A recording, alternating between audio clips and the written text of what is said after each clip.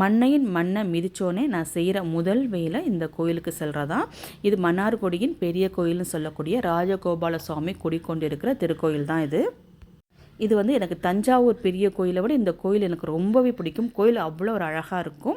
திருமணமாகி நான் முதல்ல இந்த ஊருக்கு வந்தோன்னே நான் போன கோயில் இந்த கோயில் தான். அதனால் என்னமோ எனக்கு இந்த கோயில் ரொம்ப பிடிக்கும். புது தம்பதிகள்லாம் இந்த கோயிலுக்கு வந்தால் மாப்பிள்ளைக்கு வந்து பட்டு துணியால் தலையில் முண்டாசு மாதிரிலாம் கட்டி பக்கத்தில் இருந்து சுவாமி பக்கத்துலேருந்து அபிஷேகம் பார்க்குற மாதிரி நம்மளுக்கு ஒரு காட்சி வந்து எங்களுக்கு கிடைச்சது. எனக்கு ரொம்ப இன்ன வரைக்கும் ரொம்பவே ஒரு மகிழ்ச்சியான ஒரு தருணம் தான் அது.